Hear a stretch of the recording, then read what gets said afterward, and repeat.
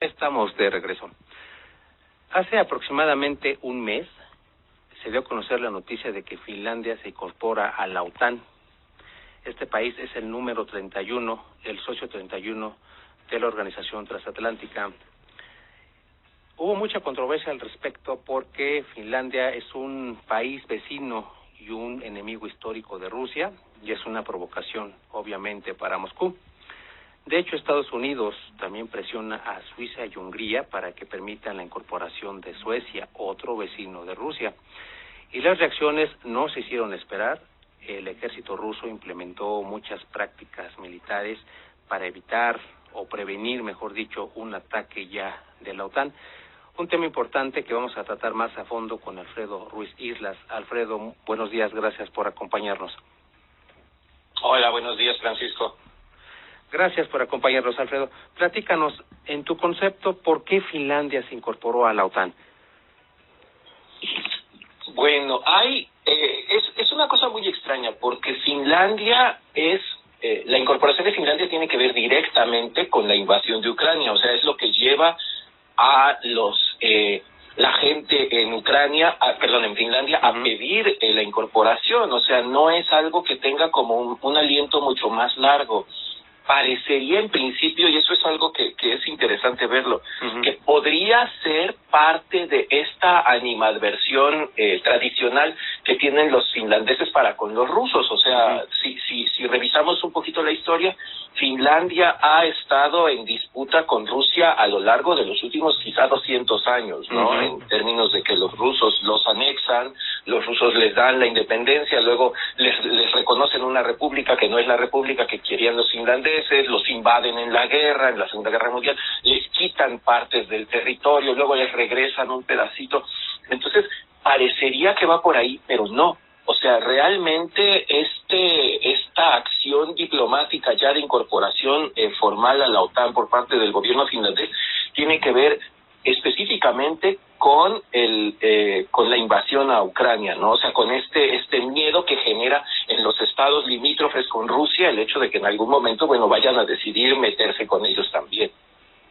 Más que nada es el temor, como bien lo comentas, de que vaya a haber por ahí alguna intervención militar con enemigos tradicionales de Rusia. Es muy complicado el escenario. Este conflicto Rusia-Ucrania ha activado las alertas de prácticamente Europa, y más concretamente en Europa Oriental, donde los ánimos están más candentes ahí con Rusia. Y quiero preguntarte en ese sentido, ¿ves viable una campaña militar de Rusia contra Suecia o contra Finlandia, en este caso, que ahora tiene ya el abrigo de la OTAN? ¿Realmente lo ves viable, aparte del conflicto ucraniano? Yo creo que no. Tendríamos que revisar el proceso de crecimiento de la OTAN que se da a partir de la caída del muro de Berlín. Nos deja ver que es progresivamente lo que hace es avanzar hacia el este. O sea, progresivamente lo que empieza a hacer la OTAN es a permitir el ingreso de países, primero que fueran parte del Pacto de Varsovia, ¿no? El caso quizá el caso más notable es el de Alemania con la unificación, pero bueno, también entra la República Checa, también entra Hungría, entra después Polonia, que Polonia además es frontera, no con Rusia, pero sí con las naciones estas como muy alineadas con Rusia, con Ucrania y con Bielorrusia.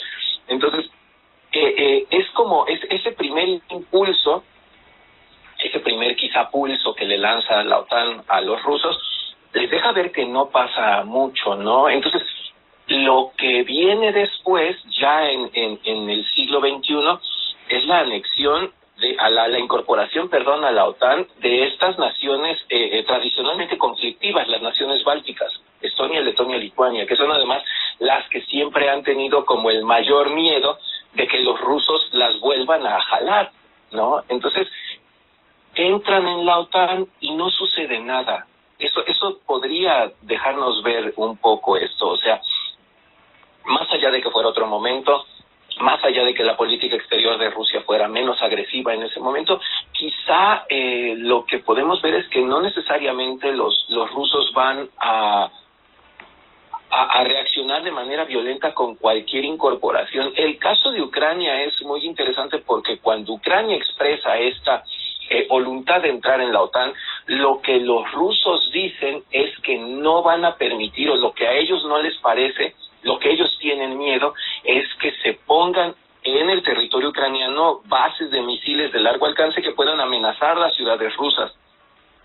Por eso tienen esta reacción y por eso invaden, por eso inician esta guerra. Pero en realidad, o sea, estas bases hay, por ejemplo, en Polonia, ¿no?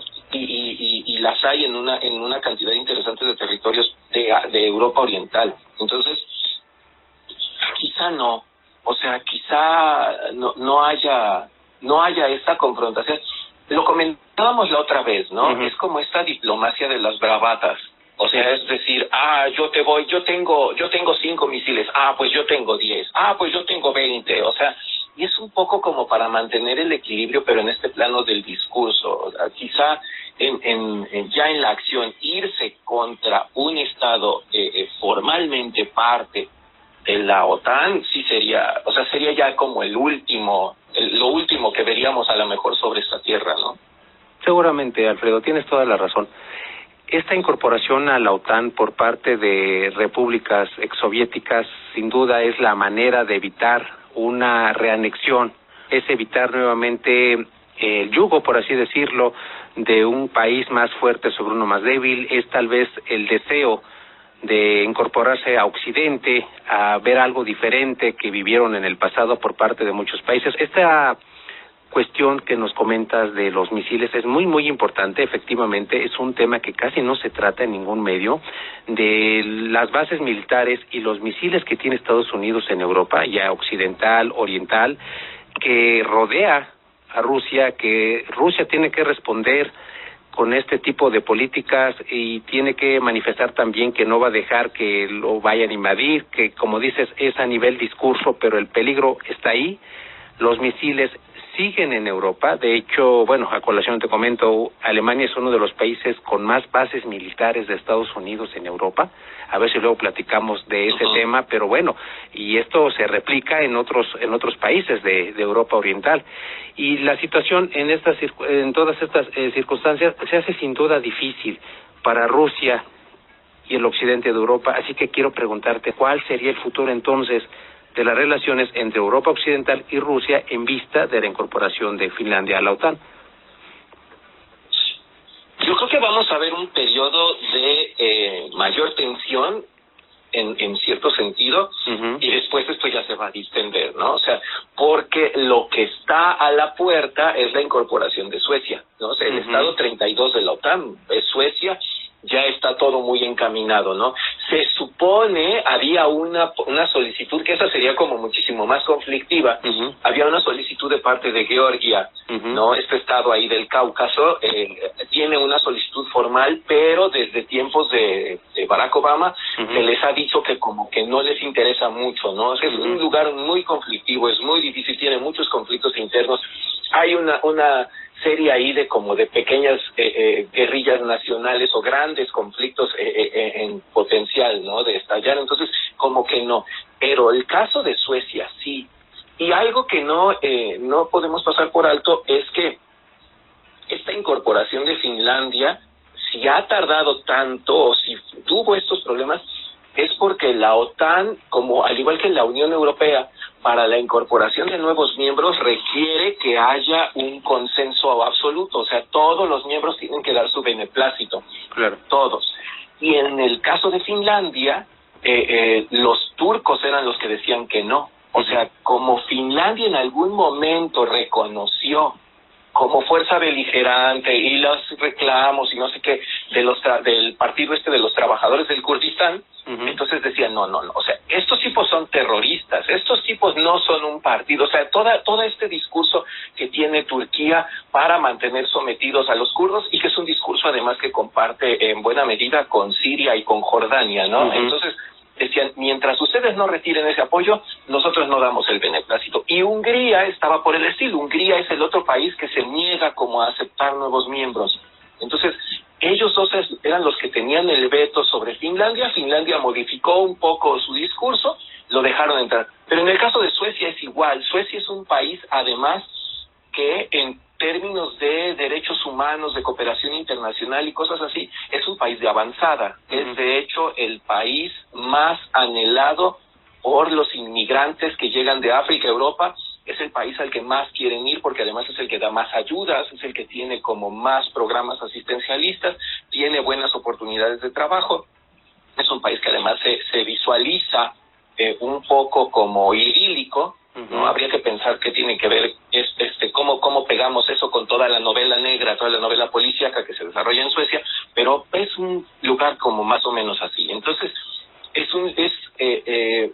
va a ser difícil aquí la modificación de sus políticas para darle gusto a los turcos y que les permitan entrar, pero parece un hecho. Entonces, esto va a generar otra tensión. De momento, los suecos, en cuanto se incorporó Finlandia a la OTAN, los suecos, y lo dijeron casi textualmente, ¿no? Ya podemos respirar más aliviados porque ahora sí estamos rodeados por la OTAN por todas partes y entonces ya tenemos menos de qué temer. Pero siguen ellos esto. Entonces, eso me imagino que a los rusos pues no les va a gustar, o sea, y no les va a gustar como no les ha gustado nada de esto, pero hay que recordar lo que se dijo hace unos cuantos años, ¿no? Que dijeron, la Secretaría General de la OTAN dijo esto, o sea, los rusos no tienen capacidad de veto. O sea, nosotros no le podemos conceder a los rusos ninguna posibilidad de que decidan por nosotros, ni de que además nos hagan como una suerte de agenda, que nos creen una agenda para ver a quién podemos aceptar y a quién no. Nosotros lo vamos a definir por nosotros, y lo que ellos hagan no nos importa. Entonces, esto siempre es como un punto de tensión, es un punto como muy, muy importante, porque no van a... O sea, quizá es una situación en la que ninguno de los dos se puede echar para atrás.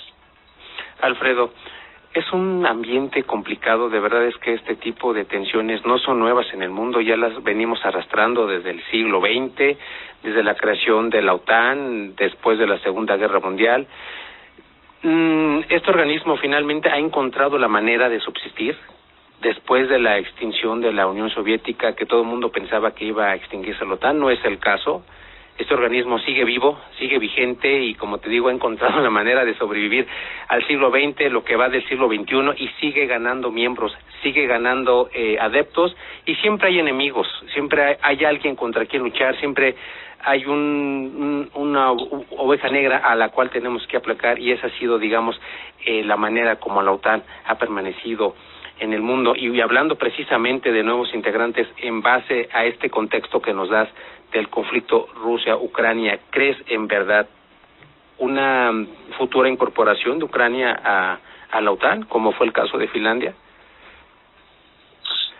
Yo creo que sí, pero tienen que hay una serie de mecanismos legales, ¿no? Entonces, hay como una serie de acuerdos que son individuales y que son como de cooperación para tener como ciertos países en la mira. Entonces, Ucrania ya está en ese nivel. Lo que necesita es dar el salto al siguiente nivel ya para ser como miembro pleno. El asunto, y creo que son dos asuntos que tendrían que visualizarse. El primero es que necesitan por fuerza que los rusos se vayan de ahí y que todo esto quede ya como bien establecido. No pueden incorporar un país que tenga ese conflicto porque implicaría en automático que la OTAN está comprando el conflicto.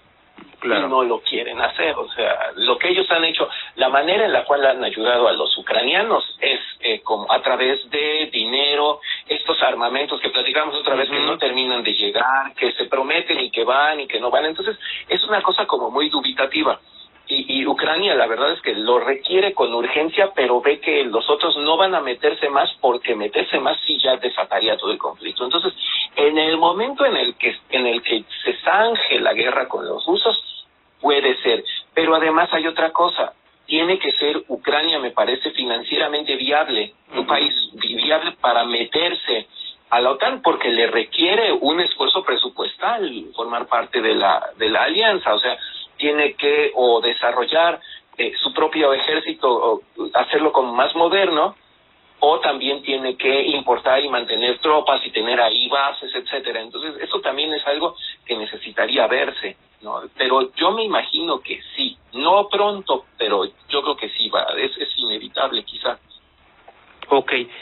Son muchos inconvenientes de carácter financiero para que en este momento Ucrania no pueda incorporarse a la OTAN. Como bien lo refieres, debe contar con un ejército moderno, debe estar actualizado, me imagino, en tácticas militares, que el ambiente político, económico de Ucrania sea idóneo para, en su momento, también establecer bases militares. En fin, es todo un complejo, es una serie de requisitos que por el momento Ucrania no puede cumplir, pero como lo comentas, en el futuro puede que sí sea la ocasión oportuna para recibir a Ucrania en la Organización Transatlántica. Y en vista de este panorama te pregunto, ¿ves viable esta incorporación tal vez a un mediano plazo?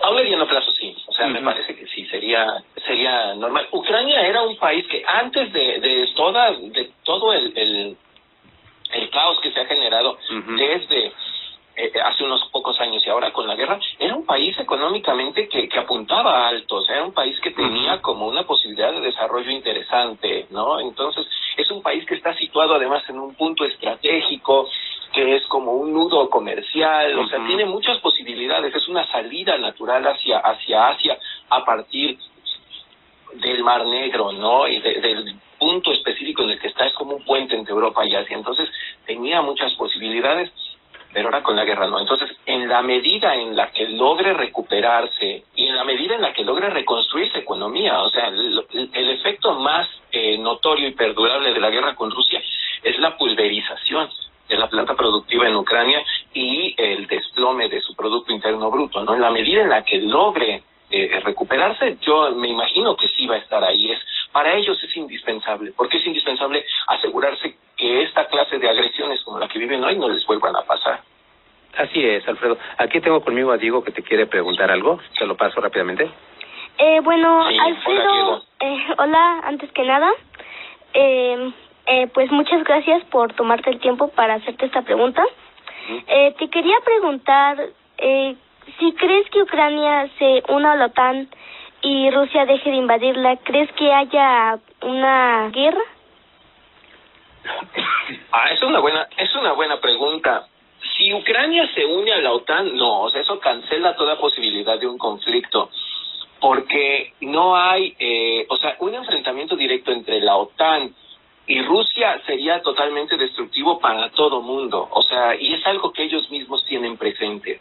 Por eso decía yo ahora, ¿no? O sea, el hecho es que la confrontación entre la OTAN y Rusia hoy en día, a propósito de Ucrania, es más bien como en el tono de la amenaza, ¿no? Del yo te voy a hacer, pero si tú me haces yo te hago. Y lo que dice Putin, ¿no? Yo no voy a tener ningún miedo en usar armamento nuclear.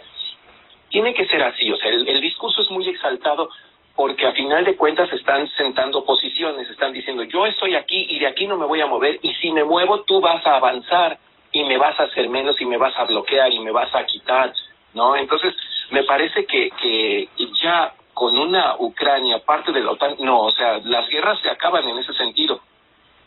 Eso sería como lo obvio. Habría que ver qué posición toman. Ok, entonces no hay modo de que haya un enfrentamiento entre la OTAN y Rusia. Yo creo que no. O sea, yo creo que un enfrentamiento directo entre ellos dos, no, es muy, muy difícil, ¿no? Es muy complicado porque no tiene que ver a veces ya con el armamento convencional, o sea, no sería sacar tanques y sacar a las tropas, o sea, ya sería utilizar armamento estratégico de largo alcance, y eso significa el fin de la humanidad. Ok. Sí, pues muchas gracias por tu respuesta y por tu tiempo para esta pregunta. Muchas gracias a ti. Alfredo, igualmente, te agradezco muchísimo tu participación. Ya estaremos al pendiente de cómo va la incorporación de Suecia y ya platicaremos al respecto. Vamos a estar al pendiente de los próximos acontecimientos y bueno, ya estaremos platicando de ese tema.